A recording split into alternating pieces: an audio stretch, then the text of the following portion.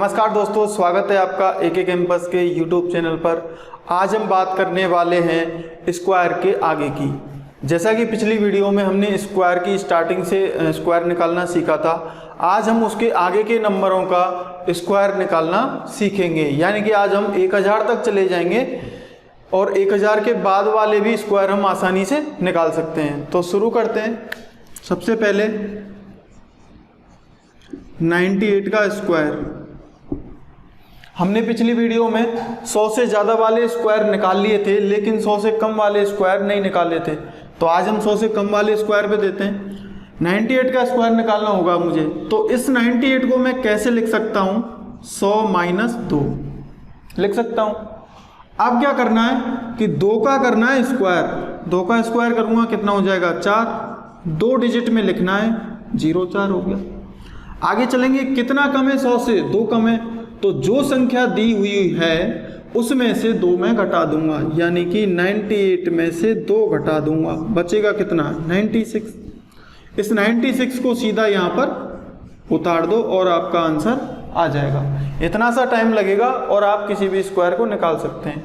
दूसरा एक और नंबर लेता हूँ मैं कि 91 का स्क्वायर। तो इसको मैं क्या मान लूँगा? 100 माइनस 9। अब हमें कॉपी में लिखना नहीं है कि 100 माइनस 9, लिखना ही नहीं है। लिखना क्या है? 9 का स्क्वायर करूँगा कितना आएगा? 81। ये हमें लिखना है कॉपी में, अगर लिखने की ज़रूरत भी पड़ रही है तो। अब 9 कम है कितने में से? 100 में से 9 कम है। 9 कम है तो 91 में से 9 में घटा दूंगा। घटाऊंगा कितना बचेगा? 82। इस 82 को बगल में जाके यहाँ पर लिख देंगे और आंसर आ जाएगा। अब हमें जो कॉपी में लिखना भी है, अगर कॉपी में लिखने की भी ज़रूरत पड़ी, पेन चलाने की ज़रूरत पड़ी, तो हम इतना लिखेंगे कि 9 का स्क्वायर 81 यहाँ पर लिख दिया।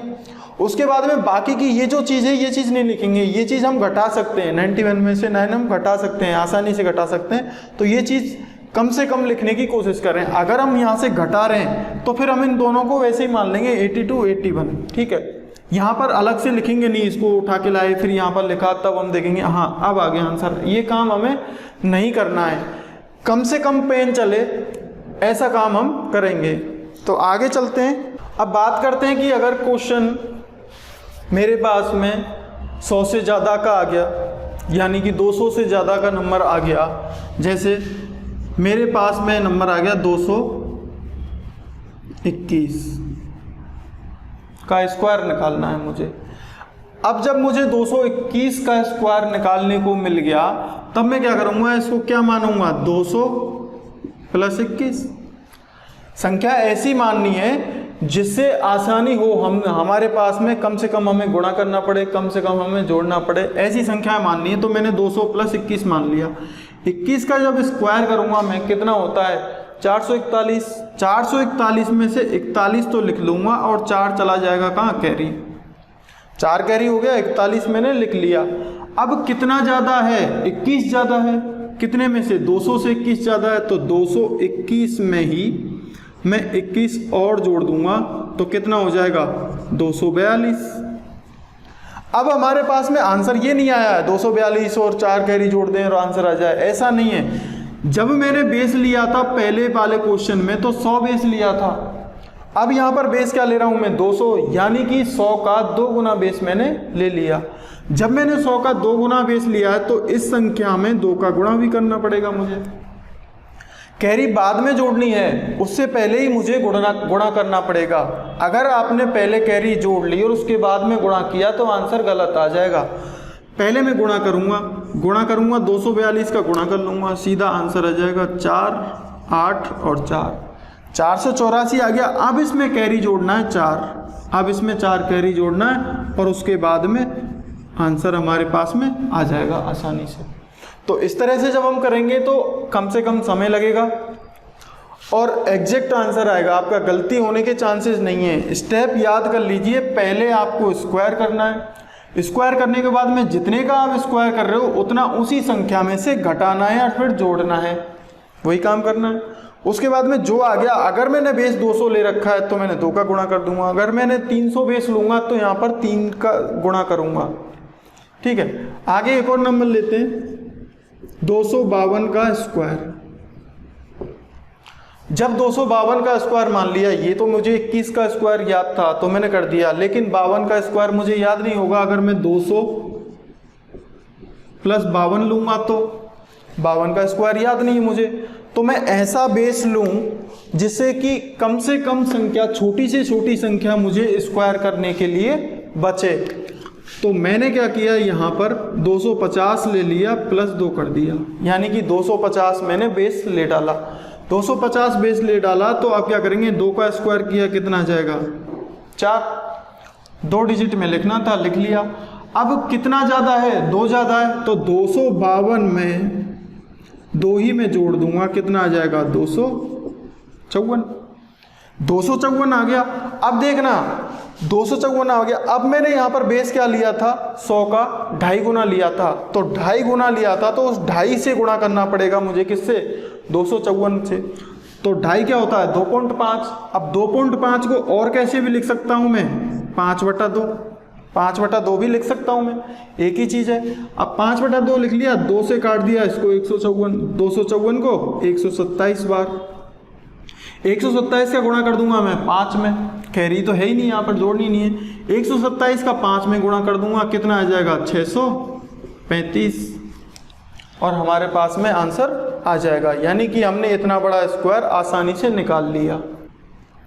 246 का स्क्वायर, तो 246 का जब मैं स्क्वायर निकालूंगा तो उस संख्या को मैं क्या मान लूंगा कि 250 माइनस 4, 240 यही होती है, 250 माइनस 4। तो 4 का सबसे पहले क्या करना है, स्क्वायर कितना होता है 16। आगे चलेंगे, 4 घट रहा है यहाँ पर 250 में से, घट रहा है तो इसका मतलब क्या है, 246 में से 4 मुझे घटाना ही है। 4 घटाऊंगा कितना बचेगा, 242, 242 बचा। अब बेस मैंने 250 लिया था, 200 बेस लिया था मैंने 250, तो 250 के बेस में मैं गुणा कर दूंगा। बेस क्या है 2.5, 2.5 को मैंने 5/2 लिख लिया, 2 से काट दिया इसको, कितनी बार कटा 121 बार। 121 का गुणा मैं किस में कर दूंगा, 5 में, और 5 में कर दिया तो आंसर क्या आ जाएगा 0516। ये हमारे पास में आंसर आ गया। तो इसी तरह के कितने भी बड़े, अगर 200 का बेस लें, 300 का बेस लें, 400 का लेंगे, 500 का लेंगे, 600 का, 700 का, 800 का, जितने भी बड़ा हम बेस लेंगे उस बेस का यहाँ पर हमें गुणा करना है, और कितना भी बड़ा नंबर होगा हम इजीली उसको स्क्वायर निकाल लेंगे। तो देखिए आगे जैसे भी हम क्वेश्चन करते जाएंगे 800-900 तक के मेरे आंसर आ जाएंगे। लेकिन जब बात आएगी 1000 की, तो 1000वां जब नंबर होगा, 1000 के पास में जो नंबर होगा उसका मैं 2 तरह से निकाल सकता हूँ। एक तो वैसे निकाल सकता हूँ जैसे मैं अभी तक निकालते हुए आ रहा था, एक थोड़ा सा उसमें और मैं चेंजेस कर सकता हूँ। चीज़ें वही हैं, देखो 1003 का अगर मुझे स्क्वायर निकालना पड़ा तो मैं बेस क्या ले रहा हूँ यहाँ पर, 1000 प्लस 3 कर दिया, 1000 बेस ले लिया। आप चाहें तो इसको कम बेस भी ले सकते हैं, ठीक है, बेस तो 1000 ही लेगा, मैंने बेस 1000 ले लिया, 3 कर दिया। अब 1000 बेस लिया है, आप भी 1000 बेस ही लेंगे दोनों कंडीशन में। अब एक तो तरीका जो हम करते आ रहे हैं अभी तक वो वाला मैं बता देता हूँ, उसके बाद में मैं दोनों बता दूंगा। और तो 3 का स्क्वायर करूँगा कितना 9 हो जाएगा, उसको 2 डिजिट में लिखना था, मैंने लिख लिया। अब कितना ज़्यादा है, 3 ज़्यादा है, तो 1003 में मुझे 3 जोड़ना है, कितना आ जाएगा 1006, 1006 आ जाएगा। अब मैंने बेस 1000 का लिया है, यानी कि 100 का 10 गुना बेस लिया है, तो 10 से गुणा करूंगा इसका, मैं 10 से गुणा करूंगा तो क्या आ जाएगी मेरे पास में संख्या, इस तरह की आ जाएगी। इस तरह की संख्या आएगी, उसको मैं सीधा यहाँ पर उतार दूंगा। एक चीज़ ये हो गई।